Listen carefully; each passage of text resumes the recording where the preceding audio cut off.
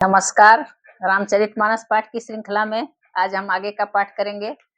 अभी तक हम अयोध्या कांड में दोहा नंबर 8 तक का पाठ किए हैं। आज इससे आगे का पाठ हम करेंगे। सबसे पहले रामचरितमानस को मेरा प्रणाम, श्री रामचंद्र जी को प्रणाम और वीर हनुमान जी को प्रणाम। हनुमान जी आकर विराजें और कथा श्रवण करें। तो आइए आगे का पाठ हम प्रारंभ करते हैं। तब नर नाह वशिष्ठ बोलाए, राम धाम सिख देन पठाए। गुर आगमन सुनत रघुनाथा, द्वार आई पद नायउ माथा। तब राजा ने वशिष्ठ जी को बुलाया और शिक्षा देने के लिए श्री रामचंद्र जी के महल में भेजा। गुरु का आगमन सुनते ही श्री रघुनाथ जी ने दरवाजे पर आकर उनके चरणों में मस्तक नवाया। सादर अर्घ देई घर आने, सोरह भांति पूजी सन्माने। गहे चरण सिय सहित बहोरी, बोले राम कमल कर जोरी। आदर पूर्वक अर्घ देकर उन्हें घर में लाए और षोडशोपचार से पूजा करके उनका सम्मान किया। फिर सीता जी सहित उनके चरण स्पर्श किए और कमल के समान दोनों हाथों को जोड़कर श्री राम जी बोले, सेवक सदन स्वामी आगमनु, मंगल मूलय मंगल दमनु। तदपि उचित जनु बोली सप्रीति, पठैय काज नाथ यसि नीति। यद्यपि सेवक के घर स्वामी का पधारना मंगलों का मूल और अमंगलों का नाश करने वाला होता है, तथापि हे नाथ, उचित तो यही था कि प्रेम पूर्वक दास को ही कार्य के लिए बुला भेजते। ऐसी ही नीति है। प्रभु तात जी प्रभु कीन्ह सनेहु, भयउ पुनीत आजु यह गेहु। आयसु होई सो करो गोसाई, सेवक लहई स्वामी सेवकाई। परंतु प्रभु आपने प्रभुता छोड़कर स्वयं यहाँ पधार कर जो स्नेह किया, इससे आज यह घर पवित्र हो गया। हे गोसाई, जो आज्ञा हो मैं वही करूं। स्वामी की सेवा में ही सेवक का लाभ है। सुनि स्नेह साने बचना, मुनि रघुबर ही प्रशंस।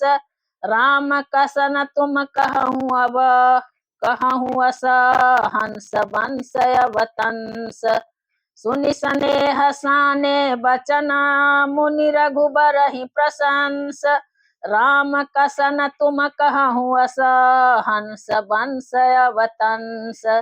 श्री रामचंद्र जी के प्रेम में सने हुए वचनों को सुनकर मुनि वशिष्ठ जी ने श्री रघुनाथ जी की प्रशंसा करते हुए कहा कि हे राम, भला आप ऐसा क्यों न कहें। आप सूर्य वंश के भूषण जो हैं। बरनि राम गुणशील सुभाऊ, बोले प्रेम पुलकी मुनि राऊ। भूप सजेऊ अभिषेक समाजू, चाहत देन तुम्हारी जुबराजू। श्री रामचंद्र जी के गुणशील और स्वभाव का बखान कर मुनिराज प्रेम से पुलकित होकर बोले, हे रामचंद्र जी, राजा दशरथ जी ने राज्याभिषेक की तैयारी की है। वे आपको युवराज पद देना चाहते हैं। राम करहूँ सब संजम आजू, जो विधि कुशल निबाह काजू। गुरु सिख देई राय पहि गयऊ, राम हृदय सभी समऊ भयऊ। इसीलिए हे राम जी, आज आप उपवास हवन आदि विधि पूर्वक सब संयम कीजिए, जिससे विधाता कुशल पूर्वक इस काम को निवाह दें, सफल कर दें। गुरुजी शिक्षा देकर राजा दशरथ जी के पास चले गए। श्री रामचंद्र जी के हृदय में यह सुनकर इस बात का खेद हुआ कि जन्मे एक संग सब भाई, भोजन शयन के लीलरिकाई। करन बेध उपबीत बियाहा, संग संग सब भये उछाहा। हम सब भाई एक ही साथ जन्मे, खाना सोना लड़कपन के खेल कूद, कंछेदन, यज्ञोपवीत और विवाह आदि उत्सव सब साथ साथ ही हुए। विमल वंश यह अनुचित एकु, बंधु बिहाई बड़े ही अभिषेकु, प्रभु सप्रेम पछितानि सुहाई, हरऊ भगत मन के कुटिलाई। पर इस निर्मल वंश में यही एक अनुचित बात हो रही है कि और सब भाइयों को छोड़कर राज्याभिषेक एक बड़े का ही होता है। तुलसीदास जी कहते हैं कि प्रभु श्री रामचंद्र जी का यह सुंदर प्रेम पूर्ण पछतावा भक्तों के मन की कुटिलता को हरण करे। तही अवसर आए लखन मगन प्रेम आनंद, सन्माने प्रिय बचन कही रघुकुल कैरव चंद। उसी समय प्रेम और आनंद में मग्न लक्ष्मण जी आए। रघुकुल रूपी कुमुद के खिलाने वाले चंद्रमा श्री रामचंद्र जी ने प्रिय वचन कहकर उनका सम्मान किया। बाजहि बाजन विविध विधाना, पुर प्रमोद नहीं जाई बखाना, भरत आगुमन सकल मनावही, आवहु बेगी नयन फल पावही। बहुत प्रकार के बाजे बज रहे हैं, नगर के अतिशय आनंद का वर्णन नहीं हो सकता। सब लोग भरत जी का आगमन मना रहे हैं और कह रहे हैं कि वे शीघ्र घर आवें और राज्याभिषेक का उत्सव देखकर नेत्रों का फल प्राप्त करें। हाट बाट घर गली अथाई, कहीं परस पर लोग लोगाई, काली लगन भली के तिक बारा, पूजी विधि अभिलाष हमारा। बाजार रास्ते घर गली और चबूतरों पर जहां तहां पुरुष और स्त्री आपस में यही कहते हैं कि कल वह शुभ लग्न मुहूर्त कितने समय है जब विधाता हमारी अभिलाषा पूरी करेंगे। कनक सिंहासन सिय समेता, बैठहि राम होई चित चेता, सकल कहीं कब होई काली, विघन मनावहि देव कुचाली। जब सीता जी सहित श्री रामचंद्र जी सुवर्ण के सिंहासन पर विराजेंगे और हमारा मन चीता होगा, मन कामना पूरी होगी। इधर तो सब यह कह रहे हैं कि कल कब होगा, उधर कुचक्री देवता विघ्न मना रहे हैं।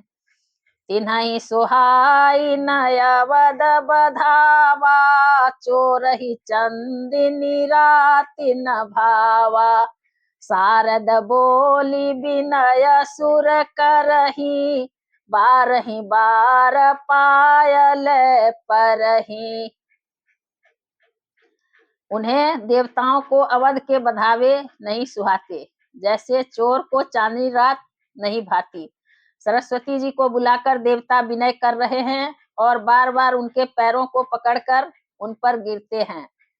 विपत्ति हमारी बिलो की बड़ी, मातु करी सो आज, राम जाहि बन राज तजी, होई सकल सुर काज। वे कहते हैं, हे माता, हमारी बड़ी विपत्ति को देखकर आज वही कीजिए जिससे श्री रामचंद्र जी राज्य त्याग कर वन को चले जाएं और देवताओं का सब कार्य सिद्ध हो। सुनि सुर विनय ठाढ़ी पछिताती, भयउ सरोज विपिन हिमराती, देखी देव पुनि कहि निहोरी, मातु तो ही नहीं थोरी उखोरी। देवताओं की विनती सुनकर सरस्वती जी खड़ी खड़ी पछता रही हैं। हाय, मैं कमल वन के लिए हेमंत ऋतु की रात हुई। उन्हें इस प्रकार पछताते देखकर देवता फिर विनय करके कहने लगे, हे माता, इसमें आपको जरा भी दोष न लगेगा। विस्मय हरस रहित रघुराऊ, तुम जानहु सब राम प्रभाऊ, जीव करम बस सुख दुख भागी, जाई अवध देव हित लागी। श्री रघुनाथ जी विषाद और हर्ष से रहित हैं। आप तो श्री राम जी के सब प्रभाव को जानती ही हैं। जीव अपने कर्मवश ही सुख दुख का भागी होता है। अतएव देवताओं के हित के लिए आप अयोध्या जाइए। बार बार गही चरण सकोची, चली बिचारी विबुध मति पोची। ऊंच निवासु नीची कर तूती, देखी न सकहीं पराई विभूति। बार बार चरण पकड़कर देवताओं ने सरस्वती को संकोच में डाल दिया। तब वह यह विचार कर चली कि देवताओं की बुद्धि ओछी है, इनका निवास तो ऊंचा है पर इनकी करनी नीची है, ये दूसरे का ऐश्वर्य नहीं देख सकते। आगिल काजू बिचारी बहोरी, करिहहि चाह कुशल कवि मोरी। हरसि हृदय दशरथ पुर आई, जनुग्रह दशा दुसह दुखदाई। परंतु आगे के काम का विचार करके श्री राम जी के वन जाने से राक्षसों का वध होगा, जिससे सारा जगत सुखी हो जाएगा। चतुर कवि श्री राम जी के वनवास के चरित्रों का वर्णन करने के लिए मेरी चाह कामना करेंगे। ऐसा विचार कर सरस्वती हृदय में हर्षित होकर दशरथ जी की पूरी अयोध्या में आई, मानो दुसह दुख देने वाली कोई ग्रह दशा आई हो। नाम मंथरा मंदमती, चेरी के कई केरी। अजस पेटारी ताही करी, गई गिरामती फेरी। मंथरा नाम की केकई की एक मंद बुद्धि दासी थी। उसे अपयश की पिटारी बनाकर सरस्वती उसकी बुद्धि को फेर कर चली गई। दीख मंथरा नगरु बनावा, मंजुल मंगल बाज बधावा। पूछे सिलोगन काह उछाहू, राम तिलक सुनि भाउर दाहू। मंथरा ने देखा कि नगर सजाया हुआ है, सुंदर मंगलमय बधावे बज रहे हैं। उसने लोगों से पूछा कि कैसा उत्सव है। उनसे श्री रामचंद्र जी के राज तिलक की बात सुनते ही उसका हृदय जल उठा। करई विचार कुबुद्धि कुजाती, होई काजू कवन विधि राती। देखी लागी मधु कुटिल की राती, जिमि गवक्ता कैले उके ही भांति। वह दुर्बुद्धि नीच जाति वाली दासी विचार करने लगी कि किस प्रकार से यह काम रात ही रात में बिगड़ जाए। जैसे कोई कुटिल भीलनी शहद का छत्ता लगा देखकर घात लगाती है कि इसको किस तरह से उखाड़ लूं। भरत मातु पही गई बिलखानी, का अनमनी हसी कह हसी रानी। उतरु दे न ले उसासु, नारी चरित करी ढारई आंसू। वह उदास होकर भरत जी की माता केकई के पास गई। रानी केकई ने हंसकर कहा, तू उदास क्यों है? मंथरा कुछ उत्तर नहीं देती, केवल लंबी सांस ले रही है और त्रिया चरित्र करके आंसू ढरका रही है। हंसी कह रानी गालू बड़ तोरे, दिन्हल खान सिखय समन मोरे।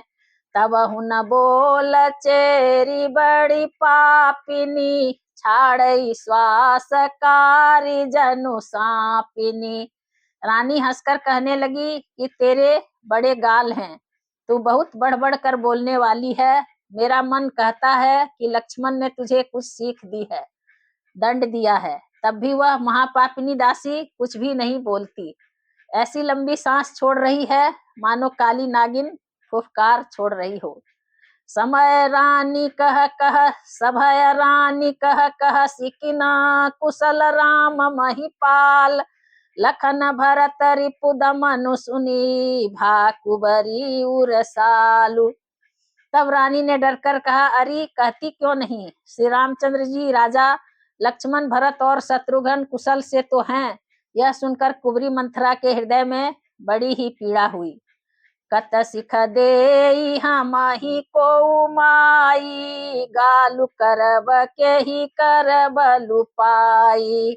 राम ही छाड़ी कुशल के ही आजू, जही जने सुदे जुबराजू।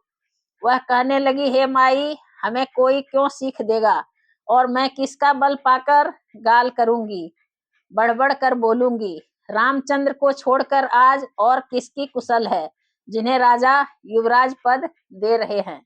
भयउ कौशिलहि विधि अति दाहिन, देखत गर्भ रहत उर नाहिन।